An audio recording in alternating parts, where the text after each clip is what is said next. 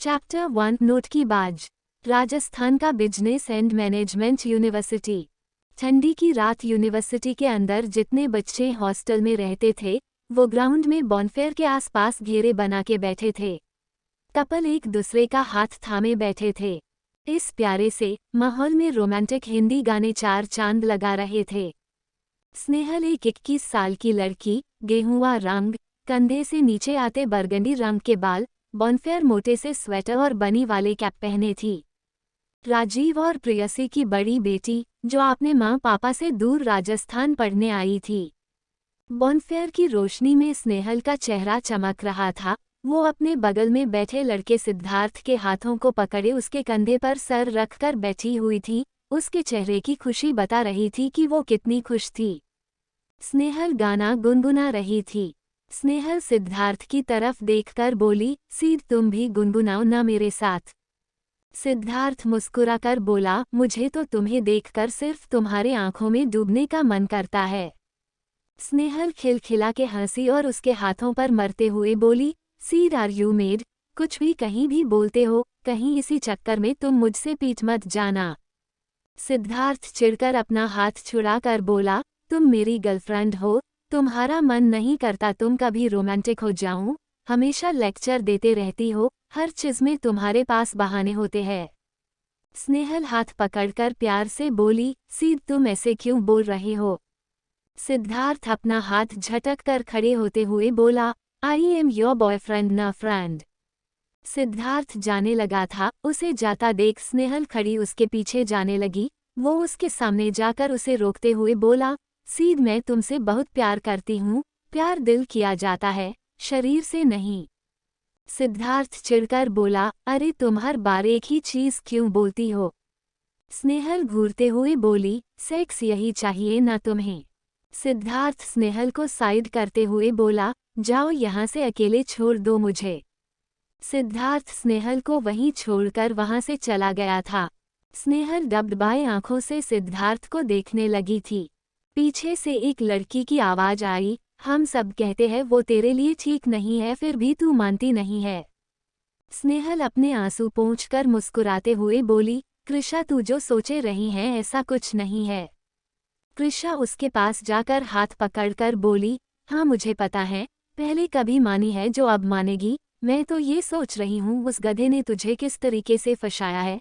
चल छोड़, मैं नहीं बोल रही कुछ, आजा आग के पास बैठते हैं। स्नेहल मुस्कुराते हुए बोली, मैं तो उससे सच्चा प्यार करती हूँ और वो भी करता है जैसे तू और रोहित। कृषा झूठी हंसी हंसते हुए बोली, सच्चा प्यार तुझे छोड़कर सबको पता है वो पगल कुत्ता कितना प्यार करता है। स्नेहल मुंह बनाते हुए बोली, प्लीज उसको ऐसा नहीं बोल। कृषा स्नेहल को ले जाकर अपने दोस्तों के पास बैठ गई थी। स्नेहल के 7 लोगों के दोस्तों का ग्रुप था, जो कॉलेज में बहुत ही फेमस था। स्नेहल अपने दोस्तों के साथ बैठकर हंसी मजाक करने लगी थी। काफी रात हो गई थी, हॉस्टल बंद होने का टाइम हो रहा था। सब कोई धीरे धीरे अपने हॉस्टल जाने लगे थे। लड़कियां अपने हॉस्टल में, लड़के अपने हॉस्टल में जाने लगे थे। कृषा स्नेहल को बोली, चल हॉस्टल चलते हैं। स्नेहल उसकी बात सुनकर चारों तरफ देखते हुए बोली, तू चल मैं आती हूँ। कृषा टाइम देखते हुए बोली, 15 मिनट में गेट बंद हो जाएगा, जल्दी आ जाना। स्नेहल मुस्कुरा गले लगा के बोली, मैं बस सीध से मिलकर आती हूँ। कृषा अपना सर पीट ली थी। स्नेहल वहां जाकर सिद्धार्थ को ढूंढने लगी थी, पर वो कहीं मिल ही नहीं रहा था। वो फोन की तो उसने फोन उठाया ही नहीं रहा था।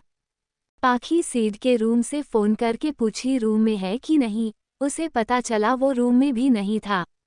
वो फोन करते करते इधर उधर ढूंढने लगी थी। वो एक कॉर्नर से गुजर ही रही थी कि उसे सीड की फोन की रिंग सुनाई देने लगी थी। वो आवाज की तरफ जाने लगी थी, वहां बहुत अंधेरा था। स्नेहल थोड़ी दूर में रुक गई, उसे एक लड़का लड़की दिखने लगे जो अंधेरे में मैकआउट कर रहे थे। स्नेहल के हाथ से एक बार गलती से टच होकर कॉल लग गया था। वो लड़का का फिर से फोन बजने लगा था। वो उस लड़की को किस छोड़कर पॉकेट से फोन निकाल के झिड़कते हुए फोन का स्क्रीन देख के बोला, ओ गॉड, ये स्नेहल मेरे गले का कटा बन गई। ना पास आपने देती है, ना मेरा पीछा छोड़ती है। स्नेहल जो थोड़े दूर पर फोन स्क्रीन के रोशनी से सिद्धार्थ सकल देखा ली, वो शॉक में थी और सदमे में भी सिद्धार्थ की बातें सुनकर। स्नेहल गुस्से में अपना फोन जमीन पर पटक दी थी। उन दोनों की नज़र भी स्नेहल की तरफ जली गई थी, पर अंधेरे के कारण वो दोनों उसे देख नहीं पा रहे थे। स्नेहल गुस्से में तिलमिलाते हुए उनके पास जाने लगी थी। सिद्धार्थ देखने की कोशिश करते हुए कहा, कौन है वहाँ? स्नेहल एक झांटेदार थापड़ उसे मुंह पर मार के बोली, मैं वही हूँ जिसे तुम कुछ देर पहले बाहों में लेकर कंफर्टेबल फील करा रहे थे। सिद्धार्थ गुस्से में स्नेहल के बाजू पकड़ के बोला, तुम्हारी हिम्मत कैसे हुई मुझे थप्पड़ मारने की? एक तो मुझे अपने करीब आने देती नहीं हो, जान देखो तब ज्ञान बटाते रहती हो, सिर्फ अपने आप को बड़ा बनाने का जो सोच रही हो वो तुम कभी नहीं कर पाओगी। गलती से कभी शादी मत कर लेना, नहीं तो तुम्हारी जैसी हरकतें हैं ना, कहीं तुम्हारा हस्बैंड तुम्हारे साथ जबरदस्ती सेक्स करने ना लगे। स्नेहल गुस्से में चिल्लाते हुए बोली, छोड़ो मुझे, अपनी गलतियां छुपाने के लिए मुझे बददुआ दे रहे हो, रुको तुम्हें बताती हूँ। स्नेहल सीढ़ के टांगों बीच में अपने घुटनों से मारी, जिससे सिद्धार्थ का हाथ स्नेहल से छूट गया और दर्द से कराहते हुए नीचे गिर गया।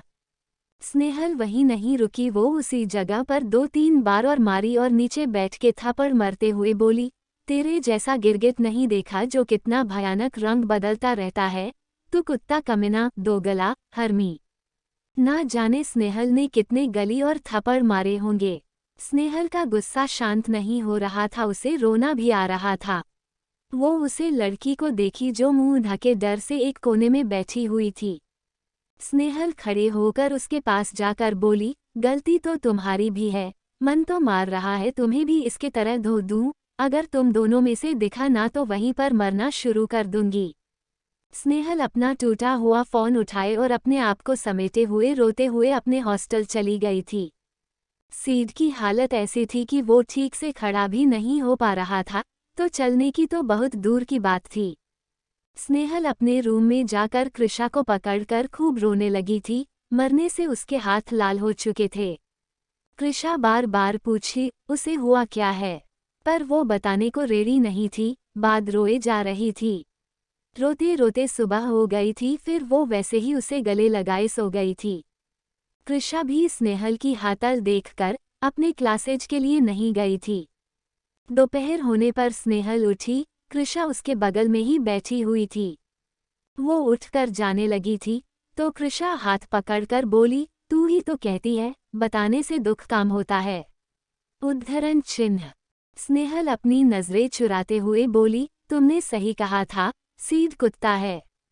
स्नेहा भरे हुए गले से बोली, वो मुझे चिढ़ कर रहा था, और तो और पकड़े जाने पर मेरी ही मैरिज लाइफ के बारे में और करियर के बारे में बददुआ देता है। मुझसे बर्दाश्त नहीं हो रहा है, मुझे उसका जान लेने का मन कर रहा है। मैं इतनी स्टूपिड कैसे हो सकती हूँ? किसी ने सच ही कहा है, प्यार में अंधे हो जाते हैं, जैसे मैं हो गई थी। मेरे दोस्तों ने कहा तब भी नहीं सुना, अपने प्यार को सच्चा समझ बैठी थी, जो सिर्फ मेरा पागलपन था। उद्धरण चिन्ह। कृषा स्नेहल को गले से लगा के बोली, तू खुद को ब्लेम क्यों कर रही है? उसकी गलती की खुद के पास हीरा होते हुए भी उसे तुझे पहचान नहीं पाया, और हम सबको पता है तू कितनी एम्बिशियस लड़की है, क्योंकि तुझे पता है तुझे लाइफ में करना क्या है। शादी की टेंशन तुम ना लो अंकल आंटी है ना, शायद ये भी हो सकता है तेरा आयरन मैन तेरे लाइफ में अभी तक आया ना हो। स्नेहल जोर जोर से रोते हुए बोली, अब मैं किसी भी आदमी पर भरोसा नहीं कर सकती। तुझे पता है उसने मुझे मेरे सामने गले का काटा बोला, मेरी आंखों के सामने वो समिता को किस कर रहा था, मैंने उसे मरा। कृषा मुस्कुराते हुए बोली, डेट्स लाइक माई गर्ल, अब ज्यादा मत सोच, जाकर फ्रेश हो जा, फिर हम खाने के लिए चलेंगे। स्नेहल नामे सर हिला दी थी। कृषा एक तरह से खुश भी थी और एक तरह से स्नेहल की हालत देखकर दुखी भी, क्योंकि उसे पता था स्नेहल ने बिना किसी शर्त के प्यार किया था, बस लड़का गलत था। कृषा स्नेहल को बाथरूम में छोड़कर अपने बॉयफ्रेंड रोहित से मिलने और स्नेहल के लिए कुछ खाने को लेने चली गई थी। स्नेहल का दिल बहुत बुरी तरीके से टूटा था है, वो सब चीज़ों के लिए अपने आप पर इल्ज़ाम ठहरा रही थी। सिद्धार्थ की बातें उसके कानों में गूंज रही थी, उसके मन में अपने करियर और शादी को लेकर डर बैठ गया था। रोहित कृषा को दूर से आता देखकर मुस्कुराते हुए बहनें फैला के बोला, तबीयत ठीक है, क्लास क्यों नहीं आई? और तेरी रूमी कहाँ है? आज मेरे सामने 2-3 पंच लाइन नहीं मारे है। वो कितनी चेंज हो गई है, पहले कितना हंसते खेलते रहती थी, हमारे साथ टाइम बिताया करती थी, पर उस अमीर कीड़े के प्यार के जल में क्या फंसी, जब देखो रोते रहती है, इसका तो कुछ इलाज करना पड़ेगा। कृषा मुस्कुराते हुए बोली, हमारी नोट की बाज अब लौट आई है बेबी, बस कुछ वक्त दे दो इसको। रोहित आंखें सिकोड़ते हुए बोला, मतलब क्या है तुम्हारा? कृषा मुस्कुराते हुए बोली, स्नेहल ने रंगे हाथों से उस कीड़े को पकड़ा है, और पिता भी। रोहित हैरान होकर बोला, व्हाट? इसलिए सीड हॉस्पिटल में एडमिट है? मैं सुबह से बातें सुन रहा हूँ वो हॉस्पिटल में, पर ये नहीं पता था वो स्नेहल की धुलाई से हॉस्पिटल पहुंचा है। आई मिसीट यार, उसे पीटते हुए मुझे देखना था। कृषा उदास होकर बोली, पर उसका दिल टूटा है, बहुत रोई है, अभी भी रो ही रही थी। रोहित कृषा का सर चूम के बोला, हम सब है उसे ठीक करने के लिए, आज रोने दो उसे, कल से उसे रोने नहीं देना है। पूरे दिन स्नेहल रोते रही, ना कुछ खाया नहीं कुछ, उसके चेहरे का रंग उतरा हुआ था। 2 दिन बीत गए थे, उदास रहती थी, उसके दोस्त कितना भी उसे हंसाने का कोशिश किए पर वो अपने डेस्क से बाहर ही नहीं आ पा रही थी। रूम से निकलना तक बंद करके बैठी हुई थी। उसकी दिन ब दिन खराब होने लगी थी। कृषा ज्यादा तबीयत खराब होता देख वो बॉय हॉस्टल से रोहित को बुलाने चली गई थी। कृषा परेशान होकर बोली, रोहित हमें स्नेहल को हॉस्पिटल जाना होगा। रोहित कृषा को शांत करते हुए बोला, बेब कॉम डाउन, तुम उसे रेडी करो, मैं गेट पास और कैब बुलाता हूँ। कृषा है, मैं सर हिला के स्नेहल के पास चली गई थी। कुछ दोस्त मिलकर स्नेहल को हॉस्पिटल ले जाकर चेकअप करवाए थे। डॉक्टर में स्नेहल का ध्यान करने को बोला। सारे दोस्तों ने सोचा क्यों न जब तक स्नेहल ठीक नहीं होती बाहर किसी डोरमेट्री में रहा जाए। सारे दोस्त हॉस्पिटल से निकलकर डोरमेट्री पहुंच गए। स्नेहल को खाना और दवा खिलाकर सोला दिया था। नेक्स्ट मॉर्निंग स्नेहल की नींद खुली, वो जैसे ही आंखें खोली उसके सारे दोस्त उसे घेर के बैठे हुए थे। स्नेहल डर के झटके से बैठ गई थी, सारे दोस्त उसके डरने पर हंसने लगे थे। स्नेहल गहरी सांस लेते हुए बोली, तुम सब पागल हो क्या? मेरे सामने भूत जैसे बैठे हो, मुझे मरने वारने का प्लान है क्या तुम लोगों का? स्नेहल का दोस्त जिगर हंसते हुए बोला, नहीं, तुझे उस गधे के फालतू यादों से निकलने, हम खाएंगे, पिएंगे, खेलेंगे, नाचेंगे, गाएंगे, और आज तेरी कोई नौटंकी नहीं चलेगी। कृषा प्यार से बोली, स्नेहल हम तुझे पहले जैसा देखना चाहते, हंसते मुस्कुराते, प्रॉमिस कर अब उस गधे के बारे में नहीं सोचेगी, दिल दे निकल के फेंकेगी। रोहित मुस्कुराकर गले लगाते हुए बोला, मैं हूं का तेरे जैसा ऐसा लड़का ढूंढूंगा कि तेरा दिल गार्डन गार्डन हो जाएगा। स्नेहल रोते हुए मुस्कुराते हुए बोला, तेरे भरोसे रही तो मुझे भी तेरे जैसा ट्यूबलाइट मिल जाएगा। सब जोर जोर से हंसने लगे थे।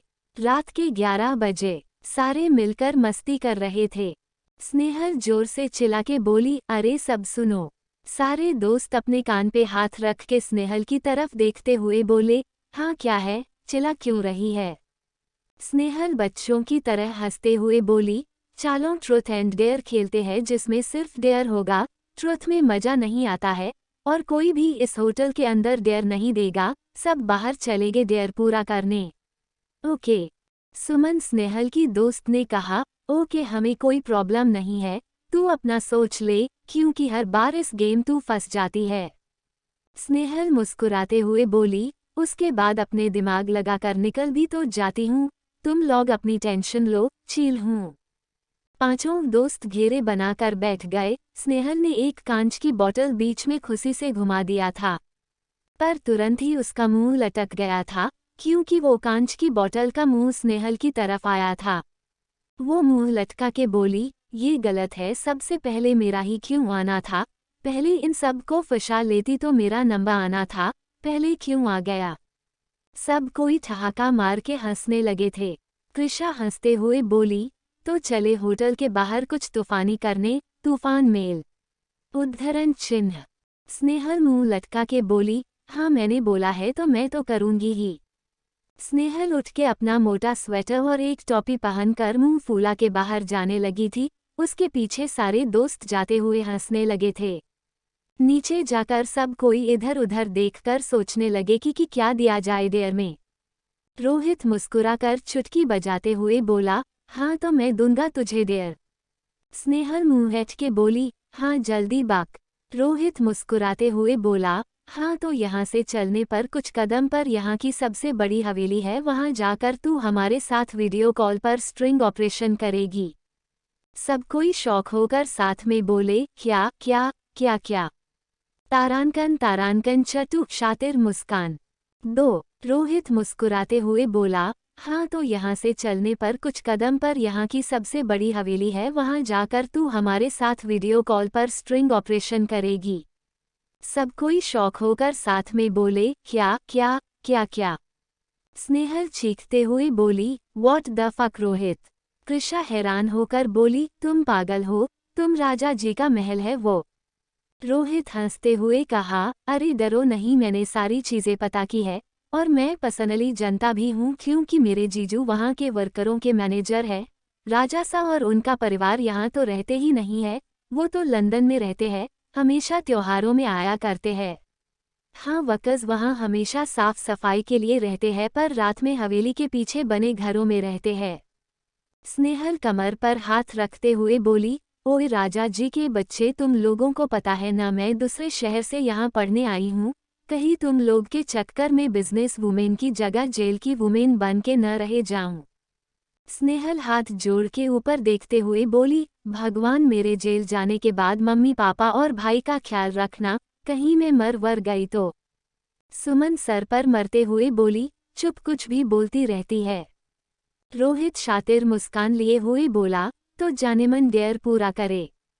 स्नेहल उंगली दिखा के घूरते हुए बोली, अगर मुझे कुछ हुआ तो तुझे जिंगा गाड़ दूंगी, देख लेना।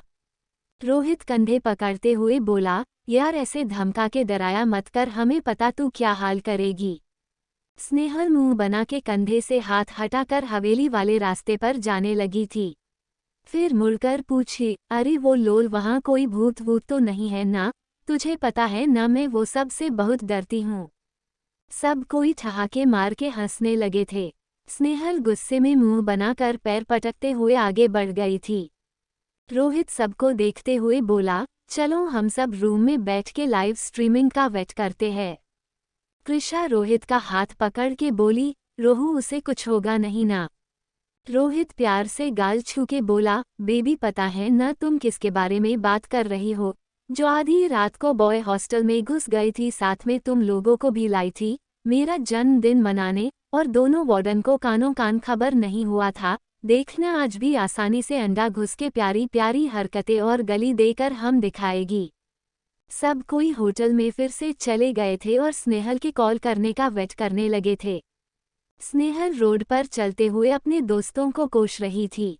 स्नेहल फोन में देखते हुए बोली, कितने कमीने दोस्त मिले हैं मुझे, बस ये डेयर पूरा करने दो मुझे, तब मैं बताती हूँ तुम लोगों तो मैं जेल की चक्की पिसवाऊंगी, इस ठंड में बर्फ की सिल्ली पर सुलाऊंगी और खाने में जमाल घोटता देकर खिला दूंगी, चुषे हुए हड्डी साले। भगवान बचा लेना मुझे, मैं बस आपके भरोसे जा रही हूँ। कुछ देर में स्नेहल बड़बड़ाते हुए हवेली के पास पहुँच गई थी। हवेली बहुत खूबसूरत थी, बाहर से लाइट जल रही थी। स्नेहल आंखें बड़ी करके बोली, वो हो, ये कितना खूबसूरत है, इस महल में तो मेरा पूरा गांव के लोग आ जाएंगे। इतना सुंदर महल और यहाँ कोई रहता नहीं है, अगर ये मेरा होता तो मैं तो प्यार से रहती। स्नेहल ज्यादा बकवास नहीं करे, वापस तुझे होटल भी जाना, सबसे पहले अंदर घुसने का जगह ढूंढ। स्नेहल आसपास की जगह घूमकर सब आसपास देखने लगी थी, वहाँ कोई आसपास है तो नहीं। जब सब जगह अच्छे से देख ली तो को अपने सामने बड़े से दरवाजा को देखी, फिर वहाँ काले कंबल ओढ़े 2 दरबान जो आग जलाए सोए हुए थे। स्नेहल मुंह दबा के हंसते हुए बोली, इतने बड़े घर दरबान भी काम पर सोते हैं, इन्हें तो मजा चखना पड़ेगा। स्नेहल पैर दबाकर उनके पीछे गई, उनके जूते की फीता खोल के दोनों के एक दूसरे जूते की फीते से बांध दी थी, फिर उनके कंबल को भी एक छोर से दूसरे छोर से बांधकर दूसरे जूते को जूते के फीते से बांध दी थी। स्नेहल सामने आकर हाथ जोड़ मुस्कराकर अपने मन में बोली, माफ करिएगा अंकल जी, आप कल सुबह उठोगे तो मुंह के बल गिरोगे और उस टीम में रहूंगी नहीं आप दोनों को देखने के लिए। स्नेहल दांत दिखाते हुए पैर दबा दबा के दरवाजे के तरफ जाने लगी थी। वो एक छोटे से दरवाजे से अंदर की तरफ घुस गई थी। सामने का नजर देखकर वो खुद ही सदमे में आ गई थी। महल काफी दूर पर था, चारों तरफ बड़े बड़े पेड़ और बड़े बड़े किनारे में शीशे लगे हुए थे। स्नेहल अपना सर पकड़कर बैठते हुए बोली, बाबा रे, ये क्या है? यहाँ तो मुझे मेरा सेल्फी लेते लेते पूरा दिन बीत जाएगा। जिसने भी ये बनवाया है उसके दिमाग की दाद देती हूँ, पर यहाँ आने से मेरा दिल क्यों धड़क रहा है, जैसे मेरा दिल बहुत खुश हो, जैसे पापा ने मेरे लिए चॉकलेट और मेरे लिए न्यू ड्रेस लाई हो। बहुत दिन बाद ये मीठी मीठी खुशी मिल रही है। क्या इसके बारे में मम्मी को बताना चाहिए? नहीं, बाद में बताऊंगी। स्नेहल कुदते कुदते खुश होके जाने लगी थी। जैसे ही उसको याद आया कि वो अपने घर पर नहीं किसी और के घर में घुसी हुई थी, वो अपने खुशी को काबू करते हुए धीरे धीरे अंदर जाने लगी थी। सामने के गेट से हवेली की दूरी इतनी थी कि स्नेहल की चलते चलते सांस फूलने लगी थी। वो दरवाजे के पास पहुंचकर गहरी सांस लेने लगी थी। दरवाज़ा को देख के खुद से बोली, अरे इतना नज़दीक क्यों है ये, और थोड़ा दूर होता कि मुझे पहुंचने में सुबह हो जाता। क्या पागल है सबके सब दरवाजे से इतनी दूर घर कौन बनवाता है? राजा नहीं, सेटकेला और धकेला होगा राजा जी को बहुत दिमाग की ज़रूरत है। मिलूंगी तो ट्यूशन क्लासेस की बात करूँगी। बकलोल राजा जी, क्या मैं भी खुद के बातों में लग जाती हूँ। स्नेहल अंदर जाने का रास्ता ढूंढ वापस जाकर उन गधों की क्लास भी लगानी भी है। स्नेहल दरवाजे को देखती जो लग रहा था अंदर से बंद किया गया है। वो आसपास के खिड़की दरवाजे देखने लगी थी। काफी ढूंढने के बाद उसे एक खिड़की खुली हुई मिली। वो अंदर झांक के खिड़की पर चढ़ने लगी थी। वो जैसे ही अंदर कूदी वो एक बड़े से फूलों के गमले से टकरा गई थी। वो डरकर अपने हाथों गमले की तरफ की हुई थी, जैसे वो जादू से आज गमले को गिरने से बचा ही लेगी। वो गमला एक टीम तक डगमगाते हुए ठहर ही गया था। तब स्नेहल के जान में जान आई थी। वो खुश हो के जैसे ही पीछे मुड़ी वो गमला गिर के टूट गया था। स्नेहल का शकल रोने लायक हो गया था। जैसे उसके दिमाग में खुद को छुपाने का ख्याल आता उससे पहले पूरा महल रोशनी से जगमगाने लगा था। कुछ ही देर में स्नेहल को बहुत सारे कदमों की आवाज़ आने लगी थी। वो आसपास देख जल्दी से एक पीला के पीछे छुप गई। उसकी शकल रोने लायक हो गई थी, उसकी हालत खराब हो गई थी। उसे रोना आ रहा था, लेकिन उसके आंखों में आंसू भी नहीं आ रहे थे। वो अपने उंगलियों को चबाते हुए सोचने लगी थी, स्नेहल, हे भगवान क्या करूं, आज तो मैं लगता है अपने पैरों पर नहीं चार कंधों में जाऊंगी। अब मैं क्या करूं, ये गमला भी मेरे साथ आज गेम खेले रहा था।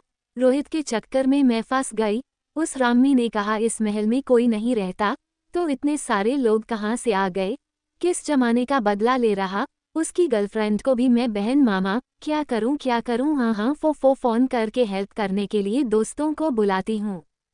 वो अपने जीन्स के पॉकेट से फ़ोन निकलने लगी, लेकिन वहाँ बहुत आ गए जो गमले को टूटा देखकर बोले, रामासा ये फूल दान कैसे टूटा? ये कितना महंगा था ये फूल, राजा जी ने अपनी दादी के लिए खरीदा था। अब राजा सा को हम क्या जवाब देंगे? रामा ने कहा, गलती तो हमारे ऊपर ही आएगी कि हमने कुछ किया होगा, हमारा तो नौकरी ही चली जाएगी। स्नेहल वहीं छुपे सबकी बातें सुन रही थी। पीछे से किसी ने कहा, वो देखो जूतों के दाग, महल में कोई चोर घुसा है, जल्दी ढूंढो नहीं सबके सब। स्नेहल ये सुनकर अपने जूते को देखकर सर पर मरते हुए बोली, हे भगवान मिट्टी, अब क्या करूं? रामा जूते के निशान देख के बोला, हमें निशान का पीछा करना चाहिए, चोर आएगा भी तो बाहर से ही ना आएगा, सारे रखवाले को बुलाओ, कल सब आने वाले हैं और इसके बारे में राजा जी को फोन करके बताओ यहाँ जो भी हो रहा है। कुछ ही देर में वहां सारे नौकर चाकर आकर घर की तलाशी लेने लगे थे। हवेली में हलचल होता देख वो दोनों दरबान भी उठ गए थे। दोनों खड़े होकर जैसे चलने की कोशिश किए, दोनों एक दूसरे में टकरा कर मुंह के बाल गिर गए। वो जैसे उठने की कोशिश किए वो दोनों फिर से गिर पड़े। उनमें से एक दर्द से कराह के बोला, ये क्या हो रहा है, किसने हम दोनों को बांधा है और हवेली में क्या हो रहा है? दूसरे ने कहा, अरे जल्दी खोलिए महाराज, अंदर देखने भी जाना होगा। वो दोनों जल्दी जल्दी एक दूसरे को खोलने लगे थे। अंदर सब जूते के छाप का पीछा करते हुए पीला के पास पहुंच गए थे। पर जैसे ही उन लोगों ने पीला के पास से पर्दा हटाया, वहां जूते के अलावा कोई भी नहीं था। एक नौकर ने कहा, जूता यहाँ है तो चोर कहाँ भागा, अरे ढूंढो, सबके सब यही कहीं होगा। दूसरा नौकर जूता देख के सर खुजाते हुए बोला, लगता है कोई बच्चा या छोटा चोर है, जूता बहुत छोटा लग रहा है। रोहित के जीजा जी जो वहां के मैनेजर थे वो उसके सर पर मरते हुए बोले, कन्हैया चोर को ढूंढिए, राजा जी को जवाब देते देते थक जाएंगे हम सब। सब इधर उधर ढूंढने लगे थे। स्नेहल एक कोने में दुबक के बैठी हुई थी। उसका दिमाग सुन पड़ा हुआ था क्योंकि उसे ढूंढने के लिए 50 नौकर इधर उधर भाग रहे थे। उसे तो लग रहा था वो मौत के मुंह में आ गई थी। उसके दिमाग में यहाँ से बचने के अलावा कुछ नहीं चल रहा था। उसकी धड़कनें बुलेट ट्रेन की रफ्तार में चल रही थी। उसकी जान गले में अटकी हुई थी। दूसरी तरफ स्नेहल के दोस्त रूम में ब्लैंकेट में बैठ स्नेहल के विंडो कॉल का इंतजार कर रहे थे। कृषा घबराते हुए बोली, मुझे डर लग रहा है, क्या स्नेहल अभी तक वहां पहुंची नहीं है क्या? अभी तक तो उसे कॉल कर देना चाहिए था उसे। रोहित टाइम देखते हुए बोला, अरे टहलते टहलते जा रही होगी, वालिए लेट हो रहा होगा, टेंशन नहीं लो बेबी, थोड़े देर में कॉल आ जाएगा। वो सब भी बातों में लग गए थे, पर थोड़ी देर बाद भी कॉल न आने पर जीगर टाइम देख के बोला, देख बहुत रात हो गई है, थोड़े देर में सुबह भी हो जाएगी, अभी तक स्नेहल का कॉल नहीं आया है, हम चलकर देखना चाहिए और कॉल करके पता भी करना चाहिए। रोहित बैग से उतरते हुए अपना फ़ोन उठाते हुए बोला, हाँ चलो मैं फ़ोन करता हूँ। इधर रोहित के कॉल करने पर स्नेहल का फ़ोन बजने लगा था। उतने देर से जो सबसे बचकर स्नेहल छुपी हुई थी, इस पर उसके ही फ़ोन ने पानी फेर दिया था। स्नेहल फ़ोन की रिंग की आवाज़ सुनकर उधर ही जाने लगे थे। स्नेहल फ़ोन देख के गुस्से में बोली, साला कुत्ता नहीं तो एक नंबर का झूठा झूठेरा है, पूरा का पूरा परोस दिया मुझे इनके हाथों में। स्नेह रोने से कुछ नहीं होगा, 1 2 3 भागो। स्नेहल जहाँ छुपी थी वहाँ से निकलकर भागने लगी। सब निकल देखकर उसे चोर चोर पुकारने लगे थे। स्नेहल खाली पैर इधर उधर पूरे घर में भाग रही थी। वो जहाँ जहाँ से गुजरती कुछ ना कुछ टूट रहा था। स्नेहल भागते भागते छीलते हुए बोली, मैं चोर नहीं हूँ, मैं कुछ भी चोरी करने नहीं आई हूँ, मुझे यहाँ से जाने दो प्लीज़, मैं सिर्फ एक खेल के चक्कर में फंस गई हूँ, छोड़ दो। 1 घंटे स्नेहल पूरी हवेली में इधर उधर भाग ही रही थी। अब उसे पानी प्यास लग रहा था। वो भागते भागते एक जगह रुकी, फिर पीछे मुड़कर सबको देखते हुए हफ्ते हुए बोली, अरे अरे रुको, थोड़ा थक गई मैं, थोड़ा सांस तो लेने दो। सारे नौकर भी बेवकूफ़ों की तरह खड़े होकर स्नेहल की बातें और गहरी सांसें लेने लगे थे। स्नेहल अपना पेट पकड़ते हुए बोली, आप लोगों से सच कह रही हूँ, मैं तो सिर्फ दोस्तों के चक्कर में घुस गई थी, मैं यहाँ कोई चोरी वोरी नहीं करने आई हूँ, मेरी तो मति मारी गई थी, देखो मैं अच्छी लड़की हूँ। स्नेहल सारे नौकरों को अपने बातों में लगाई हुई थी। हवेली के बाहर स्नेहल के चारों दोस्त कभी देर से बाहर खड़े थे, क्योंकि उन्हें वहां कोई दिख नहीं रहा था। रोहित अपने जीजा जी को कब से कॉल कर रहा था पर वो कॉल उठा ही नहीं रहे थे। पर उन्हें भी हवेली के हलचल के बारे में पता चल चुका था। कृषा रोते हुए बोली, रोहित अगर स्नेहल को कुछ हुआ तो हम दोनों का ब्रेकअप हो गया समझ लेना। रोहित परेशान होकर बोला, अरे बेबी मैं तो पता करने की कोशिश कर ही रहा हूँ, प्लीज़ तुम शांत हो जाओ। कृषा उसके सीने पर मरते हुए बोली, कैसे शांत हो जाऊं बताओ मुझे ज़रा, स्नेहल कुछ पता नहीं लग रहा है। रोहित के जीजा जी ने फ़ोन उठा लिया। रोहित कृषा का मुंह बंद करके हकलाते हुए बोला, हे हेलो जीजा जी। जीजा जी गहरी सांस लेते हुए बोले, रोहित हम अभी बात नहीं कर सकते, हम बाद में बात करते हैं, हवेली में चोर घुस आया है, उसे ढूंढा है। रोहित झटके से चिल्ला के बोला, जीजा जी रुकिए, वो में के रहा था कि उसे छोड़ दीजिए, वो हमारी दोस्त, वो हमारे वजह से हवेली में फंस गई है, वो मैंने खेल। जीजा जी सभी लोगों से थोड़ा दूर आकर गुराते हुए बोले, तुम्हारा दिमाग खराब है रोहित, तुम सब चीजों को मजाक समझे हो क्या? रोहित धीरे से बोला, सॉरी जीजा जी।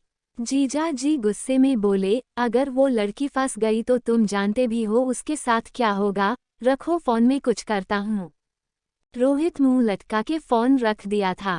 दूसरी तरफ एक आदमी सबको देख के बोला, आप लोग उसकी बात क्या सुन रहे हो, पकड़ो उसे।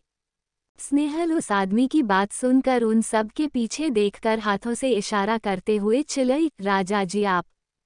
तारांकन चैप्टर 3। स्नेहल उस आदमी की बात सुनकर उन सब के पीछे देखकर हाथों से इशारा करते हुए चिल्लाई, राजा जी आप। सब के सब पीछे मुड़ के सर झुका के खड़े हो गए। वहां रोहित के जीजाजी सबको सर झुकाए देखकर बोले, तुम लोग ऐसे क्यों खड़े हो, वो लड़की कहाँ गई? सब सामने देखते हैं फिर पीछे, सब सर पीट के बोले, हम सबको फिर से बेवकूफ बनाकर छुप गई। जीजा जी ने कहा, जल्दी ढूंढो और सुनो, कुछ करना नहीं उसे, वो लड़की सच कह रही है, मैंने पता किया है। सब कोई ढूंढने जा ही रहे थे कि एक कड़क और गुस्से भरा आवाज आया, क्या हो रहा है यहाँ, किसने किया है ये सब, आप सब वहाँ क्या कर रहे? संतोष जी क्या आप जवाब देंगे, ये सब चीजें कैसे टूटी हुई है? अगर आप लोग इसका सही जवाब नहीं देंगे तो अभी के अभी यहाँ से निकलिए।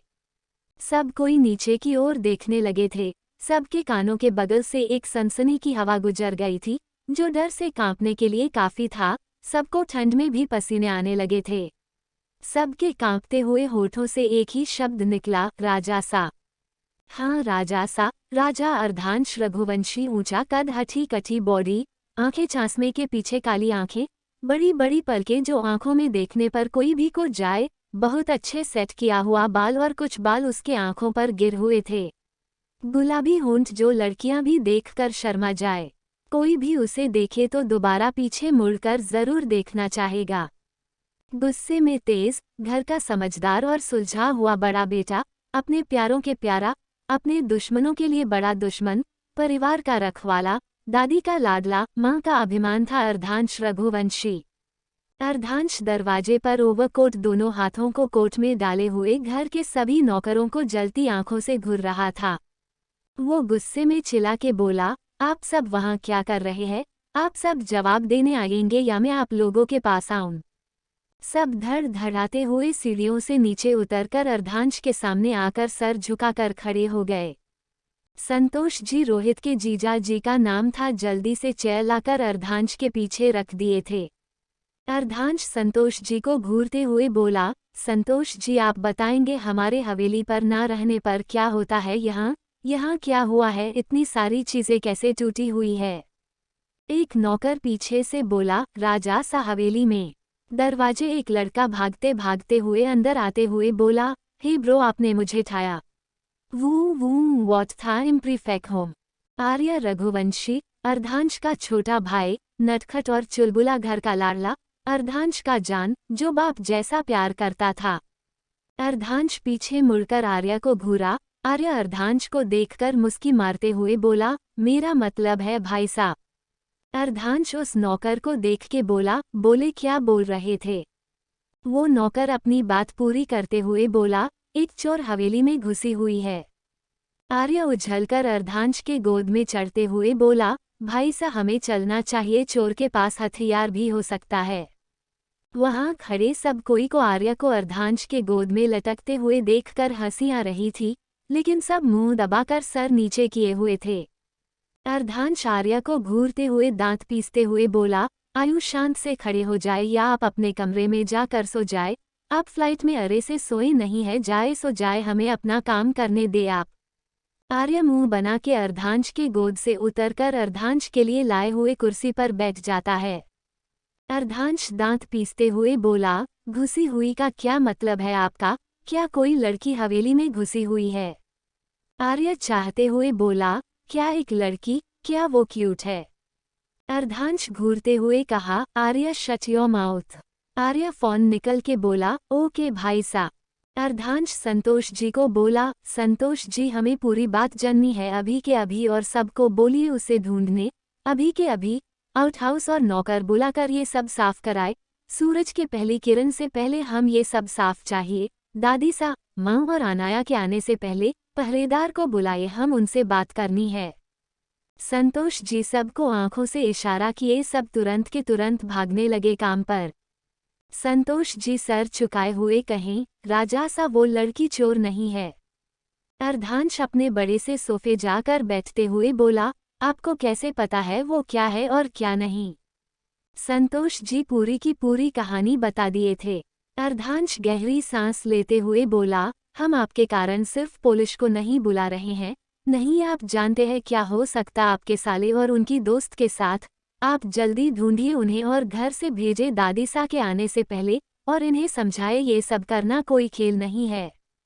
तब तक गार्ड वहां आ गए। वो उन्हें देख के बोला, आपको काम के रुपए दिए जाते हैं, सोने के नहीं, और आप लोगों के कपड़े क्यों गंदे हैं? पहरेदार उदास होके बोले, माफ करिएगा, हमारी गलती से आंख लग गई थी और हम किसी ने बांध दिया था, इसलिए बार बार मिट्टी में गिर रहे थे। अर्धांश भावे चढ़ाकर एक हंसी चेहरे पर आई पर तुरंत गायब हो गई थी। वो बोला, कान पर ध्यान न देने का यही नतीजा होता है। उधर आर्य ठहाके मार हंसने लगा। वो हंसते हंसते कुर्सी से गिरने वाला था। अर्धांश संतोष जी को देखते हुए बोला, इन्हें अभी के अभी हटाए और नए पहरेदार लाए। संतोष जी ने हाँ में सर हिला दिया था। अर्धांश खड़े होते हुए बोला, कार से सामान निकलवाए, सुबह की किरण पड़ने से पहले सब कुछ परफेक्ट लगना चाहिए हमें। अर्धांश ऊपर की ओर जाने लगा था। आर्य उसके पीछे भागते हुए आकर बोला, भाई सा, क्या हम आपके कमरे में सो सकते हैं? अर्धांश हाँ में सर हिला दिया था। आर्य खुशी से अपना हाथ अर्धांश के कंधे पर रख कर जाने लगा था। अर्धांश पहले आर्य का हाथ देखा, फिर मुस्कुराकर उसका सर सहला दिया था। आर्य चहकते हुए बोला, ही ब्रो, एक लड़की ने इतना सर कर दिया, हमें उससे मिलना है। क्या बॉम्ब होगी ना वो? अर्धांश घूरते हुए बोला, आयु अपना भाषा ठीक करे, आप वापस राजस्थान आ चुके हैं तो लंदन वाली अददतें आप वहीं छोड़ दे।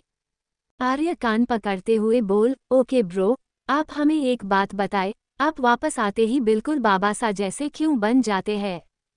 अर्धांश मुस्कुराकर कमरे का दरवाज़ा खोल के बोला, जाए कपड़े बदल कर सो जाए। आर्य हंसते हुए भागते हुए कमरा खोल के अंदर घुसते हुए बोला, बाद में भाई सा। आर्य उछलते बेड पर लेट जाता गया था। अर्धांश कमरे में आकर अपना कोट उतारा, फिर अलमीरा से कपड़े निकालकर वॉशरूम चला गया था। उसी कमरे के बेड के नीचे स्नेहल सोई हुई थी, जिसे पूरे घर में पगलों की तरह ढूंढ रहे थे, और वो यहाँ चैन की नींद सो रही थी। कुछ देर बाद अर्धांश फ्रेश होकर आया। उसने आर्य के जूते खोल के साइड किए, फिर उसे अच्छे से पेट पर लेटाया, खुद भी बेड पर लेट गया था। थोड़ी देर में उसे भी नींद आ गई थी। 2 घंटे बाद अर्धांश की नींद खुली। वो कुछ देर सर सीलिंग पर लगे झूमर को देखा, टाइम देखा, फिर वो जैसे जी नीचे ही बेड से नीचे उतरा। वो गलती से स्नेहल की उंगलियों पर चढ़ गया।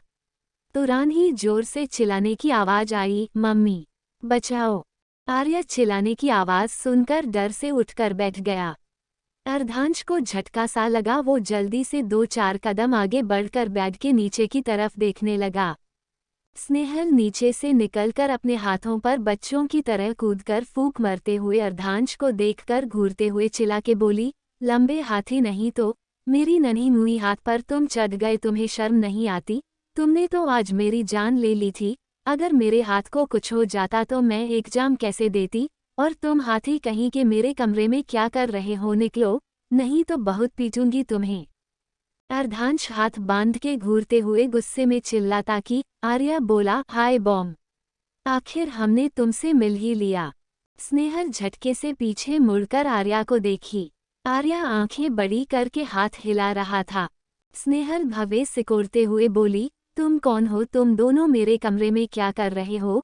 निकलो, नहीं तो मैं वार्डन को चिल्ला चिल्ला के बुलाऊंगी। आर्या सर नामे हिला के दीवार पर टंगी फोटो को तरफ इशारा कर रहा था।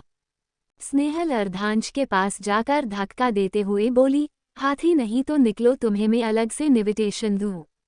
अर्धांश गुस्से में चिल्लाते हुए बोला, आयु कमरे से बाहर जाएं।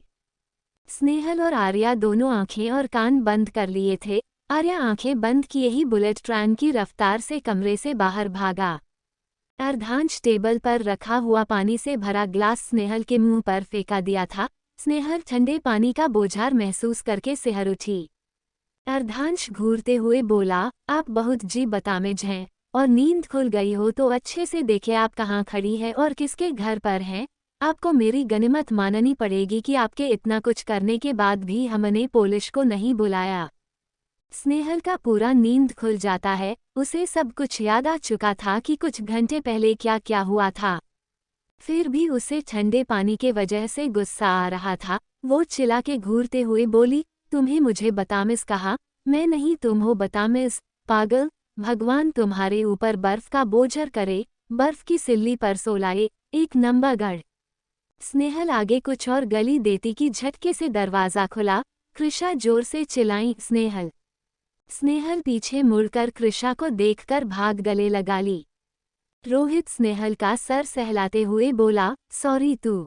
स्नेहल गुस्से में उसका हाथ पकड़कर मोड़कर पीठ पर मरते हुए बोली, सॉरी किस चीज की मांगोगे? मेरा तो मन कर रहा है मर्डर करके जेल चली जाऊं। इन लोगों में से कोई भी एक गन से गोली चला देता तो मेरा ऊपर का रास्ता काट जाता। मम्मी पापा को क्या जवाब देते? गधा कहीं का। यूनिवर्सिटी के चाय से धक्का दे दूंगी। कृषा से तेरा ब्रेकअप, तेरे चक्कर में ये लंबा चौड़ा हाथी मेरे हाथों पर चढ़ गया, मेरे ऊपर पानी फेंका, मुझे खड़ी खोटी सुना रहा है। रोहित कहराते हुए पूछा, कौन हाथी? स्नेहल अर्धांश की तरफ इशारा करके बोली, ये बदतमीज हा। स्नेहल के सारे दोस्तों आंखें बड़ी करके चारों स्नेहल का मुंह बंद करके सर झुका के बोले, राजासा। स्नेहल का तो राजासा सुनकर सर चकरा गया। वो ज्यादातर तो बेहोश होकर दोस्तों के ऊपर गिर ही चुकी थी। अर्धांश भवे चढ़ाते हुए बोला, नौटंकीबाज और निहायती बदतमीज है ये लड़की। आर्या स्नेहल को देख के बोला, हे बॉम्ब को क्या होगा, इसे हॉस्पिटल ले चलो। अर्धांश गुस्से में चिल्ला के बोला, संतोष जी इन सबको बाहर निकालिए, कोई भी हवेली के आसपास भी नहीं दिखने चाहिए, खासकर ये निहायती बदतमीज लड़की। अर्धांश अपने कमरे से बाहर निकल गया। आर्या अर्धांश हो जाता देखा फिर स्नेहल को। स्नेहल अर्धांश के जाते ही एक आंख खोल के सबको देखी, फिर सीधे खड़े होकर बोली, तुम लोग बोल नहीं सकते थे यही? आर्या स्नेहक के सामने आकर बीच में बोला, बहुत हिम्मत कर, आप में भाई से पहले कभी किसी ने ऐसे बात नहीं, उन्हें किसी ने निकनेम भी नहीं दिया। क्या आप मेरी भाभी माँ बनोगी? हेलो, मैं भाई सा का छोटा भाई आर्या, आप दादी सा और माँ सा को बहुत पसंद आओगी। स्नेहल का तो पूरा का पूरा सर ही चटकारा गया। वो सर पकड़ नीचे बैठ गई। मेरी लाइफ के पंगे खत्म क्यों नहीं होते? यहाँ मेरा दिमाग खराब है कि मैंने अच्छे खासे राजा जी को क्या क्या नहीं बोला। छोटा भाई बड़े भाई से और भी पगाल है। मुझे तो ये बता दो, सिर्फ मेरे इस कांड के बाद मैं जिंदा भी रहूंगी कि नहीं, कितने दिन रहूंगी ये भी बता दो। काम से काम मम्मी पापा से तो मिलकर आऊं मैं। चलो अभी के अभी यहाँ से मुझे मुंह भी छुपाना है। तुम लोग मेरे दोस्त हो न, जाओ जाओ, मेरे तरफ से माफ़ी मांग कर आओ। मैं धीरे धीरे तब तक नीचे आती हूँ। मैंने तो अपनी जिंदगी खुद अपने हाथों से खराब कर ली है। रोहित आर्या के कान में फुसफुसाते हुए बोला, छोटे राजा सा, ये बहुत ही पागल कर कब किसको मारने लगेगी किसी को पता नहीं। अभी देखा ना मुझे कैसे निर्दय की तरह मार रही थी। आर्या एक कोहनी और मारा रोहित को। सबको नीचे जाने का इशारा किया और खुद स्नेहल के पास नीचे बैठ गया था। स्नेहल उदास होके बोली, सॉरी, मैं कुछ दिनों से कुछ अजीब सा बिहेव कर रही हूँ। मैं आप लोगों के बारे में जानती तक नहीं हूँ। गेम के चक्कर में क्या क्या कर है मैंने। मैं तो गलती से छिपने के लिए इस कमरे में आई थी। मुझे क्या पता था ये कमरा आपके भाई का था। आर्या मुस्कुराकर बोला, फ्रेंड। स्नेहल आर्या को देख के बोली, तक कि आपका भाई मुझे देखते ही कच्चा चबा जाए। आर्या मुस्कुराकर बोला, वो बहुत अच्छे हैं। स्नेहल मुस्कुराकर उठते हुए बोली, अगर आपके भाई के पनिशमेंट से बच गई थी हम ज़रूर दोस्त बनेंगे। वैसे भी मुझे यहाँ से निकलना चाहिए, नहीं तो आपके भाई को देखूंगी तो गिल्ट में भर जाऊंगी। आर्या रोकते हुए बोला, एक मिनट रुको आप। आर्या अर्धांश का अलमारी खोल के कुछ निकल के स्नेहल के पास आकर उसका हाथ पकड़कर उसके हाथों में देते हुए बोला, ये जब मैं सैड होता हूँ तो भाई साहब मुझे ये चॉकलेट देते हैं मूड ठीक करने के लिए, इसलिए ये आपके लिए। स्नेहल मुस्कुराते हुए बोली, तुम बहुत बहुत क्यूट हो, थैंक यू इसके लिए। दोनों नीचे आने लगे थे। आर्या अर्धांश को सीढ़ियों से ऊपर आता देखकर वो स्नेहल को धक्का दे दिया था। स्नेहल उन बैलेंस होकर नीचे की ओर आने लगी थी। अर्धांश जल्दी कदम बढ़ाकर स्नेहल को पकड़ लिया था। दरवाजे पर दादी सा, मासा और अर्धांश की छोटी बहन खड़े होकर फिल्मी सीन देख रहे थे। अर्धांश और स्नेहल बिल्कुल करीब से। स्नेहल ने डर से आंखें बंद कर ली थी। दोनों इतने पास से कि दोनों के गर्म सांस एक दूसरे को महसूस हो रहे थे। आर्या उछालते हुए धीरे से बोला, ब्रो किस हर। उधार दादी जी ने कहा, बहू ये दोनों एक दूसरे को किस क्यों नहीं कर रहे। सब कोई बड़ी बड़ी आंखों से उन दोनों को ही देख रहे थे। तारांकन तारांकन चैप्टर 4 4 आर्या फुसफुसाते हुए बोला, किस हर ब्रो। दादी सा आंखें टिमटिमाते हुए बोली, इतनी खूबसूरत लड़की इनके बाहों में ये कुछ कर क्यों नहीं रहे हैं। आपके दादा सा होते तो अभी उनकी खूबसूरती में 4 लाइनें बोल दिए होते। दादी सा आर्या को आंखों से इशारा की। आर्या मुस्कुराते हुए जल्दी जल्दी उतरकर फिर से स्नेहल को ढका दे दिया। इस बार अर्धांश और स्नेहल के होठ मिल गए थे। स्नेहल की आंखें झटके से खुल गई थी। दोनों के होठ छूते ही जैसे ब्लैक आउट हो गए। स्नेहल के दोस्तों के तो हैरानी में मुंह ढक लिए थे। घर के सारे नौकर ये देखते ही सर नीचे करके बैठ गए थे। अर्धांश की दादी सा और माँ सा अपनी छोटी बेटी आयुषी का आंख ढक दिए थे, पर आयुषी दोनों का हाथ नीचे कर दोनों को आंखें फाड़े देख रही थी। स्नेहल का दिल धड़क जोरों से धड़क रहा था। वो अर्धांश के टी शर्ट को कस के पकड़ के रखी थी, जैसे वो छूटा तो सब छूट जाएगा।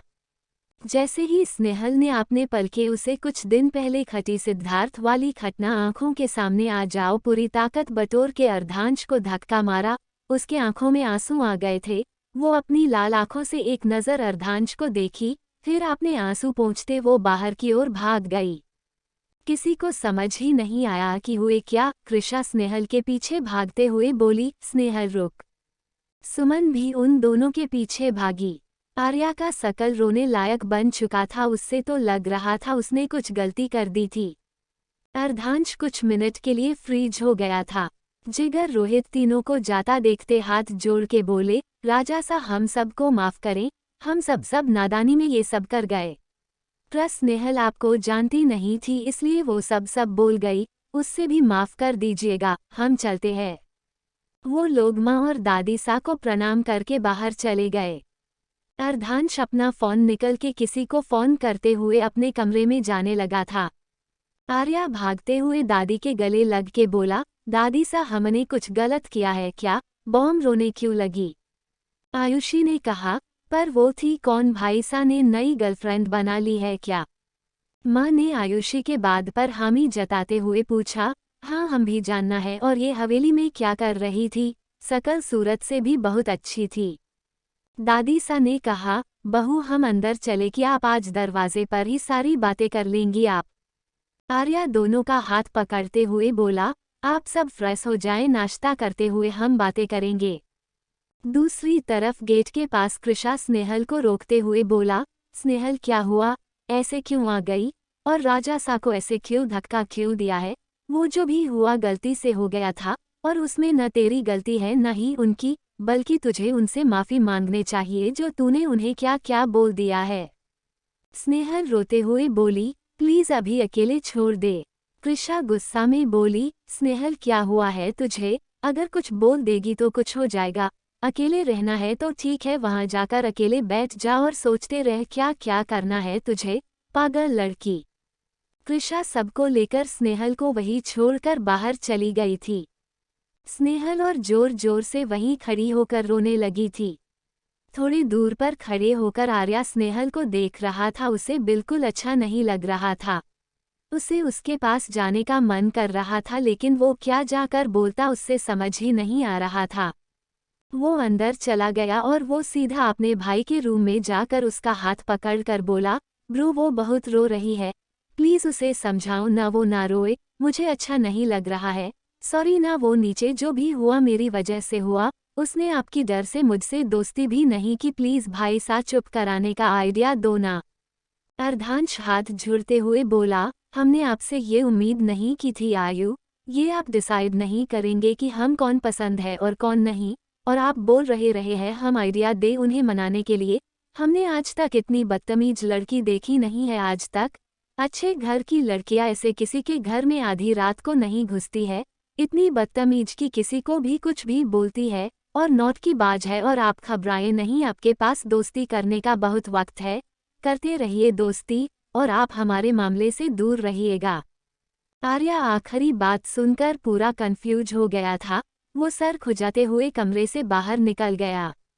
दूसरी तरफ स्नेहल अपना रोना धोना बंद करके बाहर जाने लगी थी, पर वहां पहरेदार उसे रोक दिए थे। स्नेहल मुंह बना के बोली, भाई साहब मेरे दोस्त बाहर वेट कर रहे हैं, जाने दो मुझे। पहरेदार ने कहा, हमें हुक्म मिला है आपको बाहर जाने ना दिया जाए। स्नेहल ने गुस्से में कहा, किसने आपको बोला है, हमारी भी तो बात कराए, आप लोग अपने में ही रूल बना लेते हैं क्या। पहरेदार अपनी जगह पर खड़े होते हुए बोला, आप वहां जाकर बैठ जाएं, नहीं तो हमें आपको जबरदस्ती बांध के बैठना पड़ेगा। स्नेहल आंखों से तरेरते हुए बोली, मैं तो जाऊंगी, मैं भी दिखती हूँ, मुझे कौन रोकता है।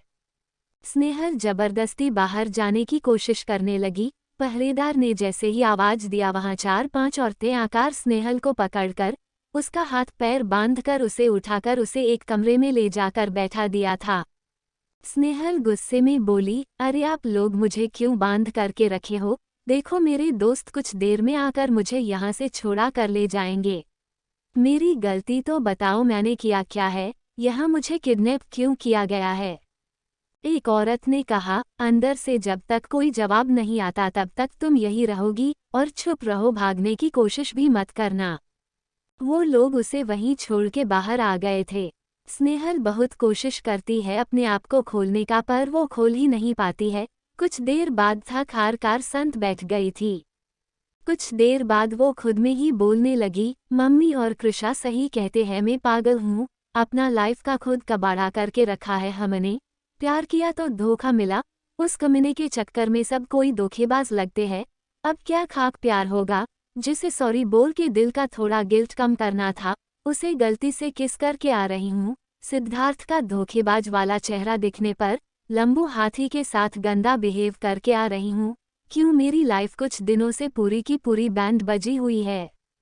स्नेहल रोते रोते चीख के बोली, I hate you Siddharth, I hate you. क्यों आए तुम मेरी लाइफ में, क्यों मेरा कीमती वक्त बर्बाद कर दिया, तुम मेरी जिंदगी से दूर क्यों हो जाते हैं।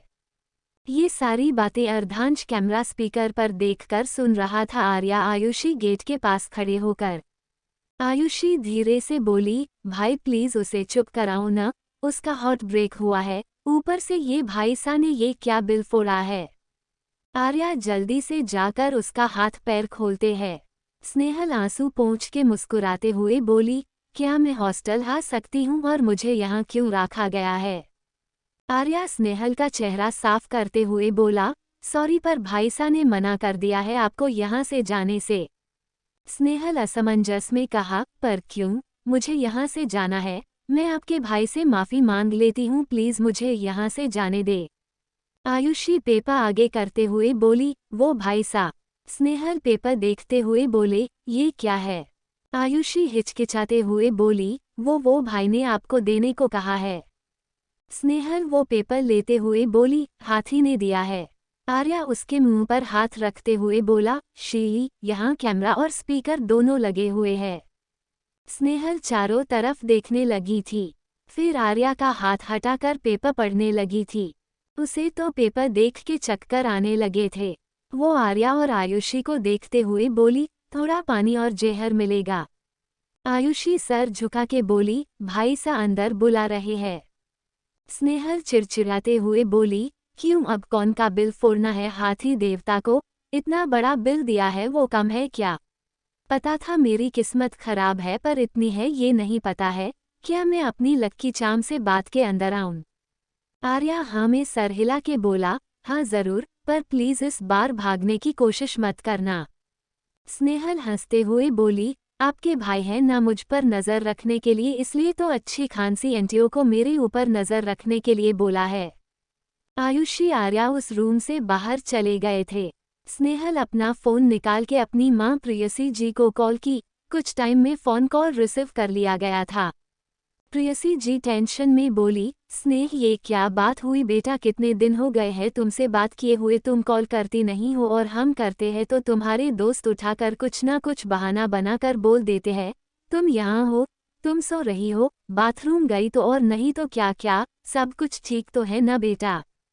स्नेहल रोते हुए बोली, मम्मी यहाँ कुछ ठीक नहीं है, बहुत कुछ हो रहा है मम्मी, बहुत सारी प्रॉब्लम एक साथ ही आ गई है, मुझे आपकी ज़रूरत है मम्मी, बहुत कुछ बताना है, कुछ पूछना है। प्रेयसी घबरा-सी गई थी। स्नेहल को रोता सुनकर उन्हें डर सा लग रहा था अपनी बेटी को लेकर। वो अपने आप को संभालते हुए बोली, स्नेह पहले शांत हो जाओ। अच्छा मान लो मैं तुम्हारी माँ नहीं हूँ, मैं तुम्हारी हम उम्र एक दोस्त हूँ, अब बेझिझक बताओ क्या हुआ है। स्नेहल अपने आंसू पोंछ हुए बोली, मम्मी सिद्धार्थ ने धोखा दिया, उसने मुझे कहा कि मैं जिंदगी में कभी कुछ नहीं कर पाऊंगी, मुझे सिर्फ प्रवचन देने आता है, वो बार बार मेरे करीब आने की कोशिश करता था तो मैं मना कर देती थी। मम्मा क्या प्यार मतलब इंटीमेसी होता है। प्रेयसी जी ने कहा, बेटा प्यार वो कि पार्टनर की खुशी में खुश होना, जब आपका पार्टनर गलत चीज़ों की तरफ ले जाए वो प्यार नहीं, सेल्फिश कहते हैं। और बेटा जो बीत गया है उसे भूल जाना ही सही है, नहीं तो हम इंसान ना किसी चीज़ को दिल पर लेकर बैठ जाते हैं, फिर उसमें ही घुटते रह जाते हैं, फिर बाद में उसे हम दिल कितनी भी कोशिश करें नहीं निकल पाता है। स्नेहल धीरे से बोली, मम्मा कोशिश कर रही हूँ भूलने की, लेकिन बार बार उस रात वाली चीज़ें मेरे आंखों के सामने आ जाती है, बहुत डिप्रेस जैसा फील कर रही हूँ, बहुत अजीब अजीब चीज़ें करने लगी हूँ, बीमार थी, यही सब के चक्कर में दोस्त लोग मुझे खुश करने के लिए कि कुछ नहीं की, पर मैं ही नहीं निकलने की कोशिश कर रही हूँ। प्रेयसी जी गहरी सांस लेते हुए बोली, बेटा हर चीज़ को हैंडल करना तो सीखना होगा और मैं तो हूँ तुम्हें राह दिखाने के लिए। स्नेहल मुस्कुराकर बोली, इसलिए तो लक्की चाम बोलती हूँ आपको, और भी बहुत कुछ बताना है। स्नेहल कल रात से लेकर अभी तक सारी चीज़ें बता दी थी। प्रेयसी जी गुस्से में बोली, तुम पागल हो, और रोहित की बातों में कैसे आ गई तुम, उसको कहना मेरे सामने नहीं आने, नहीं तो उसका मैं कचुम्बर निकल दूंगी मैं। स्नेह तुम बिना जाने पहचाने किसी को भी कुछ भी बोलती हो, हमने तुम्हें यही सिखाया है। स्नेहल मुंह बना के बोली, मम्मी मैं नींद में थी, जब समझ आया तब तो बहुत कुछ बर्बाद कर चुकी थी।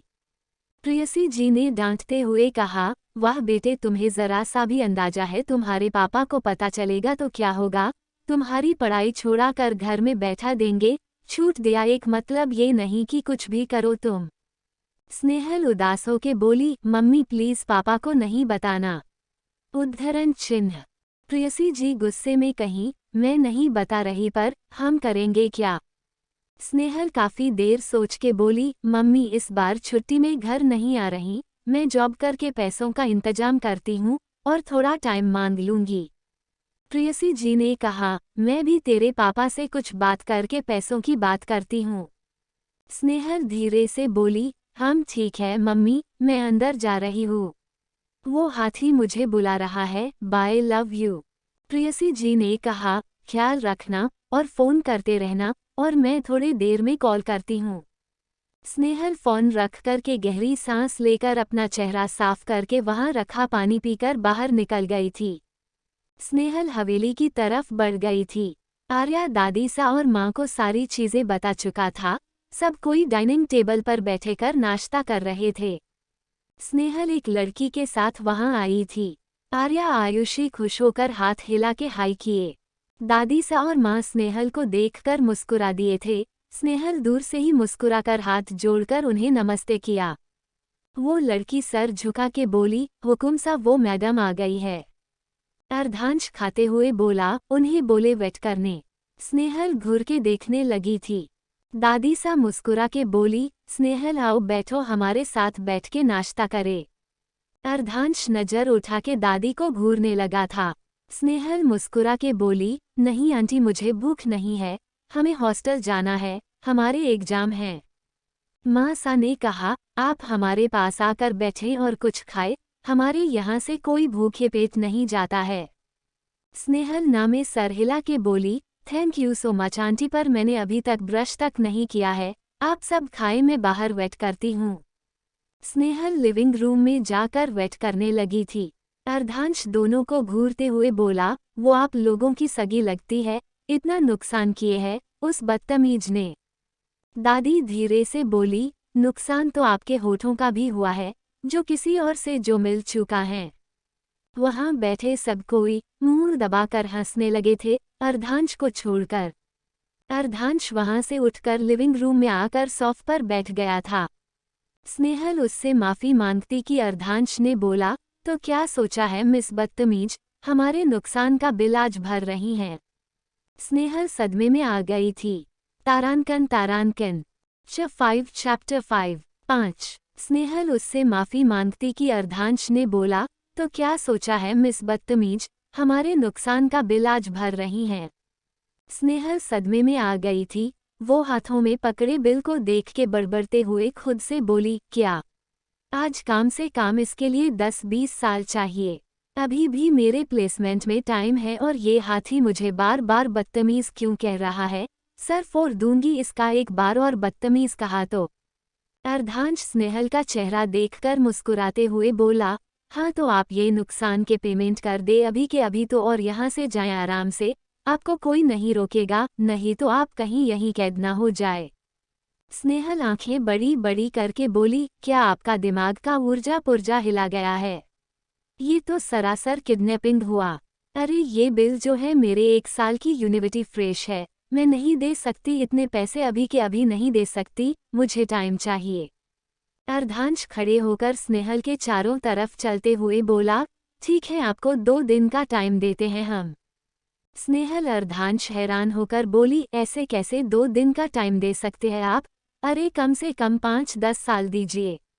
अर्धांश भवे चढ़ाते हुए बोला, 5-10 साल, क्या आपने चीजें बर्बाद करने से पहले नहीं सोचा था इनके पैसे भरने पड़ेंगे?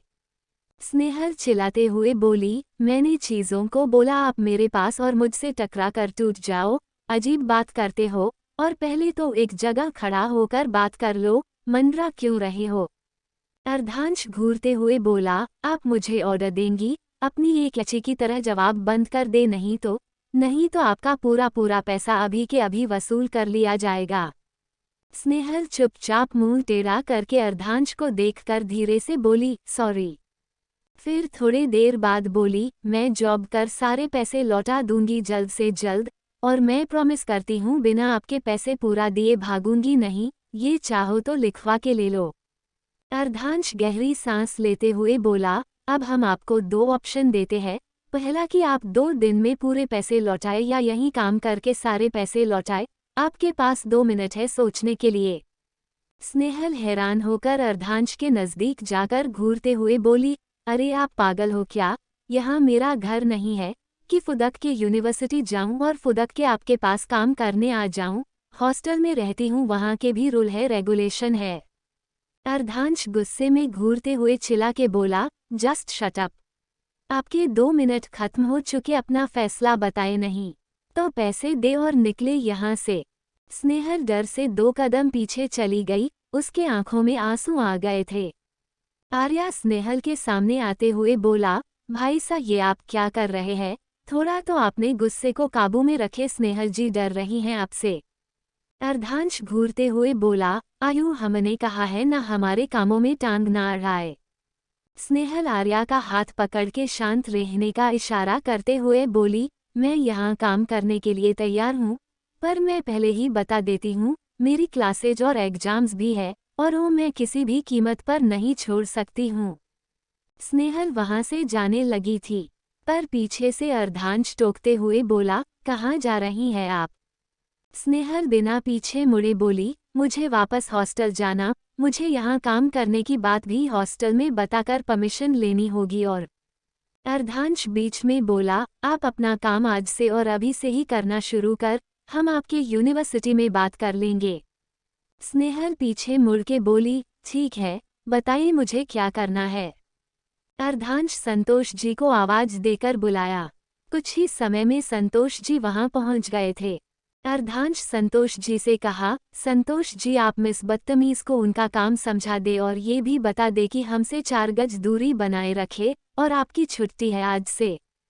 संतोष जी हाँ में सर हिला देते हैं। अर्धांश मुस्कुराते हुए ऊपर चला गया था। स्नेहल मुंह बनाकर बोली, 4 गज की दूरी बनाए रखना, इस सड़े हुए महापकाऊ और अकड़ू से चिपकना भी कौन चाहेगा, लोल कहीं कहीं का।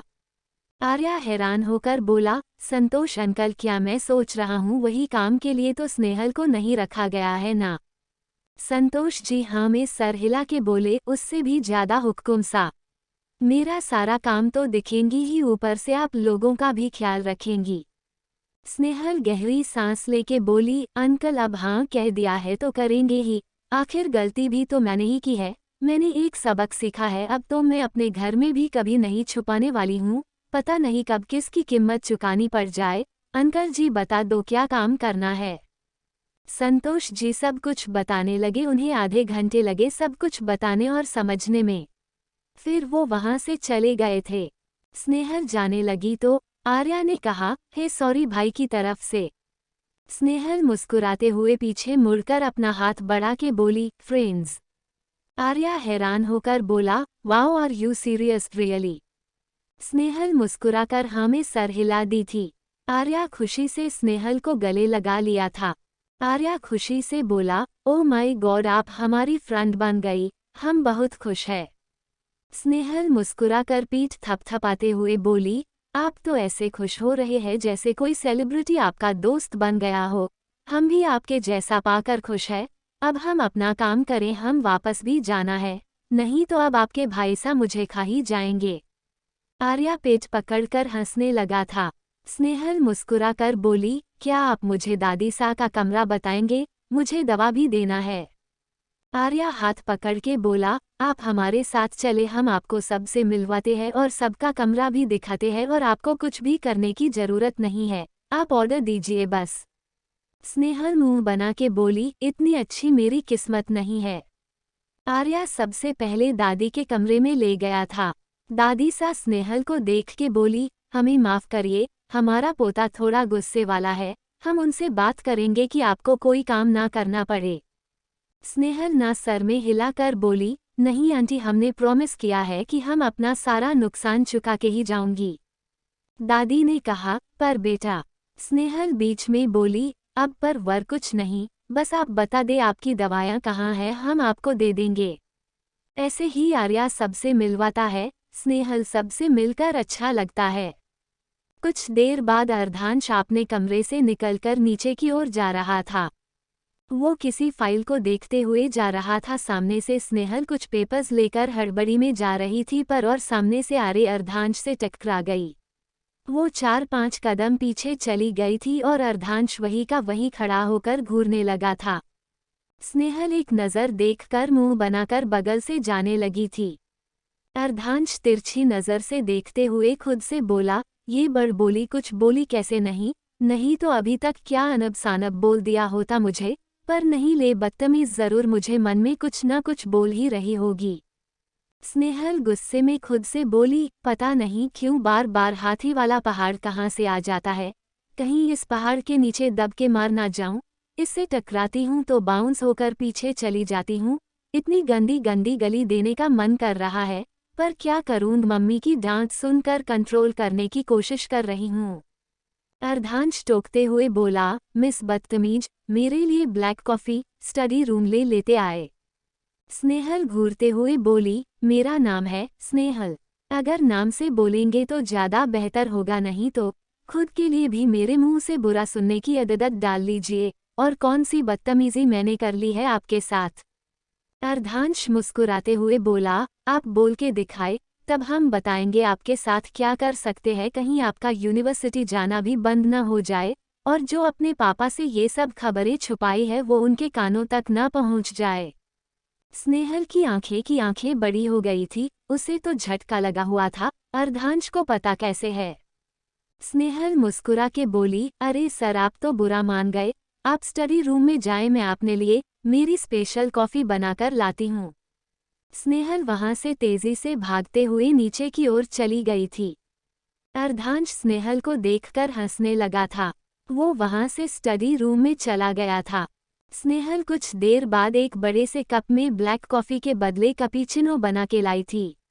वो नोक करके अंदर गई, फिर टेबल पर कॉफी रखकर तुरंत बाहर भाग गई थी। अब उसे अर्धांश से कुछ नहीं सुनना था।